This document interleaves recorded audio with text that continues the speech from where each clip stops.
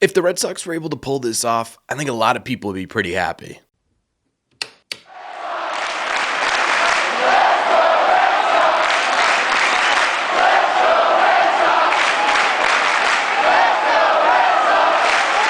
What is going on, everybody? Welcome back to Red Sea Radio. My name is Corbin, and thank you very much for clicking on this video. Folks, we are going full mustache for the rest of Movember. I know it looks a little bit wonky. We have about a week left in our Movember Foundation fundraiser. We are 2/3 the way there, basically, to hitting our $3,000 goal. If we do hit that, one person who donates is going to win opening day tickets, so make sure you are taking advantage of that.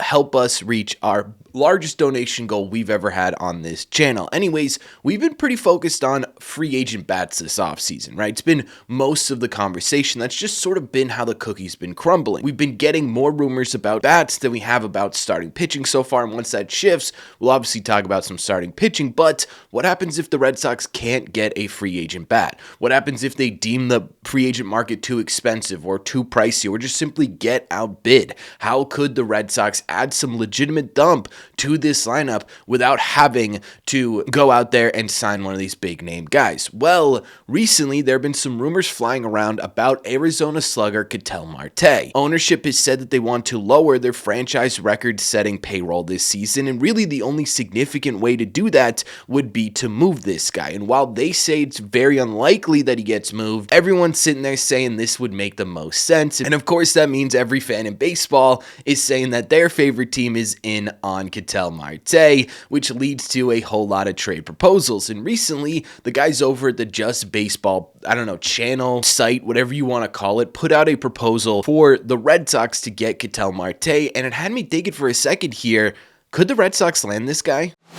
The actual trade itself is pretty simple. It's Ketel Marte to Boston in exchange for Willy Abreu, Luis Paredes, the Red Sox number 3 prospect, and David Sandlin, who the Red Sox just protected from the Rule 5 draft. That's a lot of talent from the Red Sox side of things, right? So you immediately have to ask yourself, why would the Red Sox want to make this trade? The answer is pretty simple. It's because Marte could be the bat the Red Sox are looking for, especially recently. In his last 3 MLB seasons, Ketel Marte is hitting a .283 average, a .368 on base percentage, and a .519 slug for a .141 OPS plus. That is 41% better than your league average bat. He has 89 home runs in that time span, which is just under 30 home runs a year, 249 RBIs, 77 doubles, and he mixed in a few triples as well. In his last 2 seasons at the major league level, he has won 2 Silver Sluggers, been named an All-Star in both years, and in 2024, he probably had the best season of his career,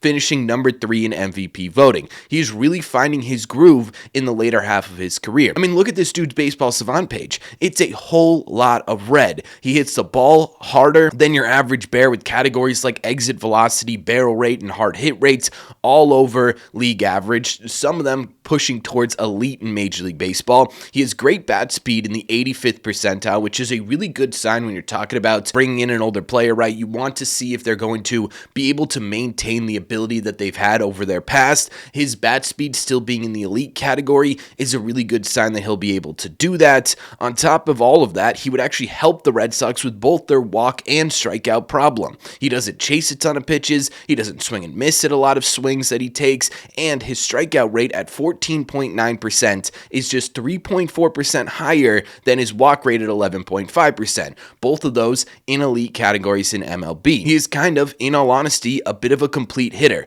especially when you consider that he's also a switch hitter, right? So you don't have to have this conversation of how do you balance out the lineup? Is there too many lefties? Do you need another lefty? Where are you getting your power from? Is it the left, the right-hand side? You're getting it from both with Ketel Marte. In all honesty, the Red Sox going and grabbing Ketel Marte might be going and grabbing the most overall put-together hitter that could be available this offseason, right? On both the free agent market and the trade market, maybe outside of Kyle Tucker. Not to mention, he's not too shabby when it comes to defense as well, especially at second base. He was above average in both defensive runs saved and outs above average this season. Not that he would win a Gold Glove or anything, but he wouldn't make your defense worse out there either, and in fact, he might end up improving it a little bit. Plus, he does have defensive versatility with a whole lot of time in the outfield as well, although at this point in his career, he's mainly a second baseman now. So what you could do is you could flip-flop him at second base and DH, you could get him some time in the outfield, right? All of a sudden, you can kind of use him as sort of this most versatile puzzle piece to put your lineup together. So you're breaking this down a little bit. You're looking at what Ketel Marte can do and what he has done over the course of the last couple of seasons in Major League Baseball, and you're sitting there saying, my God, if this guy is available on the trade market, this feels like a perfect fit for what the Red Sox are missing. So where's the but, Corbin, right? The title of this video is It's Perfect, but how do we figure out what the issues with Ketel Marte might be? To me, there are a couple of buts here that may stand in the way of the Red Sox and Ketel Marte. The first one is actually the contract that he's under right now. Now, adding Marte's money to the Red Sox payroll would actually kind of be a benefit to the Red Sox for the caliber of bat you are bringing in, and really just the player in general here. The luxury tax hit is basically $19.5 million a year. That is significantly less than any of the top talent that is going to be on the free agent market. There are escalators in here and stuff like that, especially if you finishes in top 7 in MVP voting, but nothing that makes this too much money. The but in this contract isn't exactly the money that's getting paid out. Actually, that would be a huge plus. The but in this contract is the years. Ketel Marte is under contract for the next 5 seasons, which may seem like an okay long-term solution for the Boston Red Sox, right? It's not some guy that you're going to have in this system for a year, 2 years, and then all of a sudden you got to repeat this cycle of trying to find this middle of the order bat. The problem is it's also in the back half of his career, right? Ketel Marte is going to be going into his age 32 season next year, and this would bring him through his age 36 season. Plus, there is a player option in the back end of this deal for a 6-year that could bring him into his age 37 season.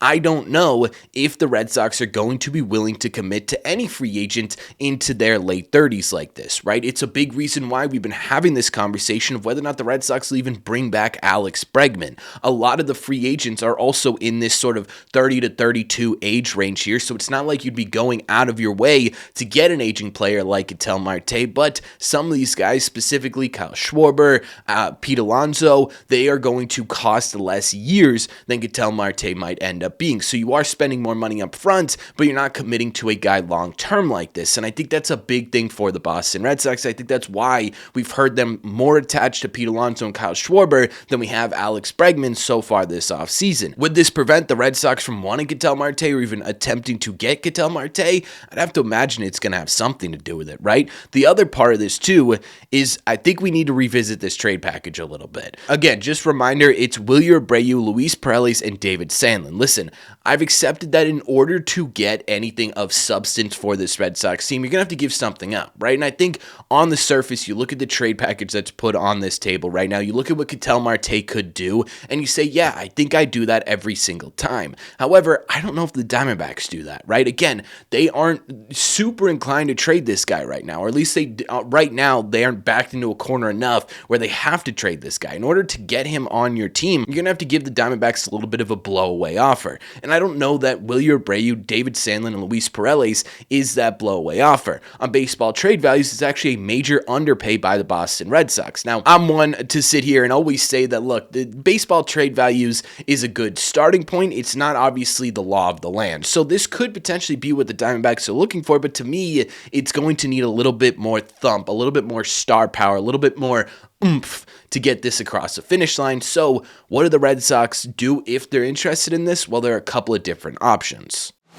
The first and probably the easiest thing for the Red Sox to do would be to swap out Wilyer Abreu with a more valuable outfielder. Jarren Duran would be able to do that for you. He's a bit of a more recognizable name. Not that that super matters at the end of the day, but again, the Diamondbacks aren't shopping this guy around, at least not yet. A notable name may perk up some ears over there, and Duran has had a lot of success in the past, right? Specifically that 2024 season here. Could they sit there and say, look, maybe we could get that guy out of him again, and all of a sudden this trade becomes well worth it. It's similar production for much, much less money. This would even out the trade quite a bit, especially on baseball trade values, or you could go with a name like, say, Don Rafaela. Now, he's not incredibly more productive or more valuable, I should say, than Wilyer Abreu, but at the same time, too, he's also under contract for a lot longer than Wilyer is, right, at a cheaper price tag as well. So the Diamondbacks may be sitting there and saying, look, we might take the long-term guy who we know what we're going to end up having to pay than a guy like Wilyer Abreu, Abreu, who's going through the arbitration process right now. I think both those guys could be a bit more appealing than Wilyer Abreu. The second thing the Red Sox could do is they could up the pitching value a bit. Luis Perez is an unbelievable talent here, but there is some trade risk in him because he's coming off of Tommy John surgery, and I think that does limit his trade value a little bit. On the other hand, a guy like Peyton Tolley or even Conley Early, they raise this value quite a bit here, at least on paper, and again, according to baseball trade values. And then what we're talking about from the Red Sox point of view is trading a big league arm, essentially, right? I think most of us are with the understanding that at least one of these guys is either going to be in your rotation or on your major league roster come opening day, right? The Red Sox are trying to figure out, and should be trying to figure out, especially with Garrett Crochet at the start of this thing here, how to build a juggernaut rotation. One of these guys could absolutely be a major part of that in 2025, and all of a sudden, this becomes a little bit more risky for the Red Sox. Whether you want to go the outfielder route, whether you want to go the pitching routes, I don't know how much more willing the Red Sox are going to want to give what this trade proposal is giving, and I think the Diamondbacks are going to want some more than what the Red Sox are giving. Now listen, I'll be honest with you, if this trade ends up being Duran, Luis Perez, and David Sandlin, I still make this deal. Right, I absolutely still do this. Again, I understand that there's a whole lot more love for Duran than there is Wilyer Abreu, but at the same time, too, Duran is under less contract years than Ketel Marte. Duran has not been as consistent as Ketel Marte, and Ketel Marte is a legitimate, consistent top 10, top 15, top 20 MVP finisher. Right, you're looking to improve this offense. Ketel Marte does that in every single way, and it's worth it when you have a guy like Wilyer Abreu and Roman Anthony and Christian Campbell who can pick up where Jarren Duran left off in the outfield, at least in my opinion, right? Where I get a little bit nervous about this is obviously when we go back to the Conley Early or the Peyton Tolleys or whatever, because then all of a sudden you're talking about trading away young, inexpensive, major league talent. So, yeah, I don't really know if this is going to be a full hindrance on whether the Red Sox do this or not, but it's absolutely going to be a part of it. Look, ultimately, in my opinion, this is kind of a perfect opportunity for the Boston Red Sox, right? If the Diamondbacks end up forced to trade Ketel Marte at some point this offseason and let go of his entire salary, the Red Sox should be all over this guy, right? Because what it would do is it would, again, add that heart of the order type bat the Red Sox have been looking for, give you a longer term solution to that heart of the order type bat. On top of that, it frees up some money to potentially go and sign a number 2 starter as opposed to having to trade for one, while also allowing you to at the same time stick with the idea of going after one of these top free agents, right? We've talked about yesterday the idea that the Red Sox are looking for a top tier guy and then a mid tier guy. Well, Ketel Marte is making mid tier money, so you could hypothetically end up with a lineup at the end of the day that has, Meyer at third base, Story at shortstop, Ketel at second, and Pete Alonso at first base. And all of a sudden, you've totally transformed your lineup. Don't have to go and get,